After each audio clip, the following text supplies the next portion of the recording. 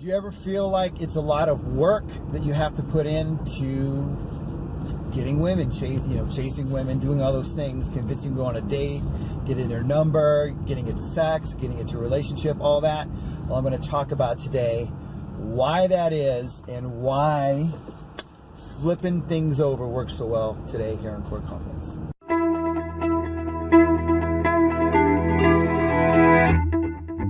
Hey guys, what's up? David here, Core Confidence. Want to make a video here while I'm out and about running errands on the weekend and to help you out here. So I'm going to talk about why it doesn't work.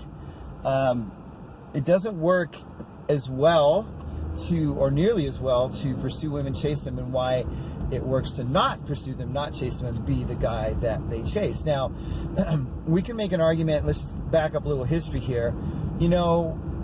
We could say that, we could take a look and say, well, does it ever work better to actually be a pursuer than to not be a pursuer or a chaser of women? And if we think about through history and different, eras, my mind is going back to like hundreds of years ago even. I'm thinking of like Don Juan and, these kinds of Casanova seducers. And a lot of these guys were pursuer types. However, they still did things that were non-pursuit like, as far as I could tell. And there's something to that whole game, if you want to say, okay? But we are in the modern era of where things like feminism happened, equalities happened. If we take into account things like the Me Too movement, why you want to be a non-pursuer more than ever is more important than ever. And it's based on this, though, fundamentally. It actually fundamentally isn't based on just the fact that we contrast ourselves, because we do, by being a non-pursuer of women while still engaging with them, interacting with them. But it's based on the fact that human beings psychologically, fundamentally, we all have it wired into us that we want what we can't have. It's kind of a scarcity type thing, right? And so we're playing into that, quite frankly.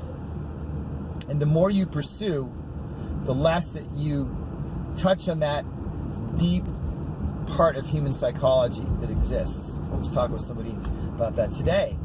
And it's one of those things that's so deep, even if somebody sort of knows you're doing it to them. I don't recommend doing it as a manipulation. I recommend doing it authentically and believing you're the guy that women chase and pursue, that it still will work. A lot of psychological things actually work that way. It's really interesting when you get down to it.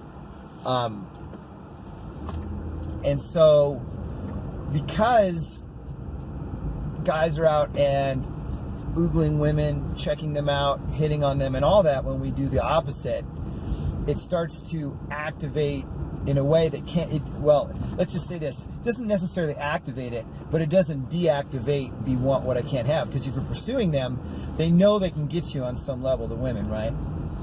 And when you flip it over and don't pursue, that let's call it a deactivation button of the want but can't have. I need to come up with a name for that. There's probably a name for it out there, but it's fun to make up names. I hate the term scarcity for it, but it's more like a rarity. It's like a rare, right? It's kind of like we want what we can't have. So precious metals, right? Things that are more rare, diamonds, rubies, emeralds, these types of things.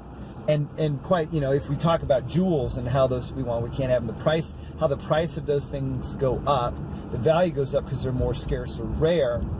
This is the dynamic we're playing into when you're a guy that is pursued, that plays the role of the one being pursued while still engaging and leading women to pursue.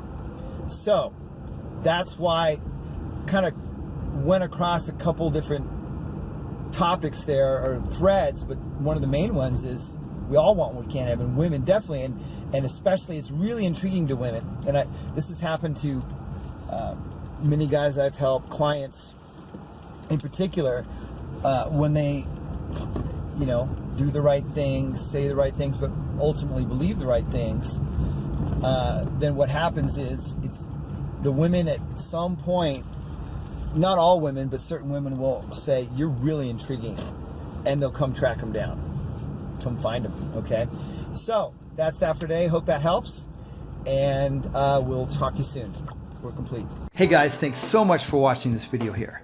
If you're a guy who's currently successful in your career or business and other areas of life are going pretty well too, but you're just struggling in your dating and relationships with women, it's not translating for you, you're simply not seeing the results that you want, and you want some help with it, then go ahead on over to coreofconfidence.com/talk and book in a free breakthrough session now with me or one of my team.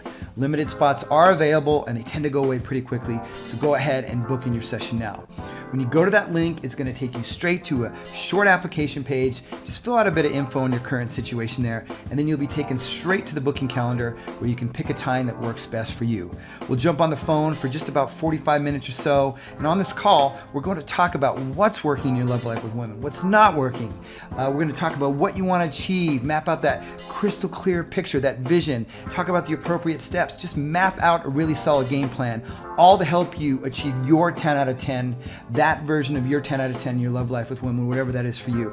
And that's whether you want to date casually, hot, sexy, sweet women, and getting them to chase you, or attract that special someone for the right relationship where she adores you as much as you adore her. So go on over to coreofconfidence.com/talk. That's coreofconfidence.com/talk. Book in your session now, and we're looking forward to seeing if or how we can best help you on the call. Talk to you soon.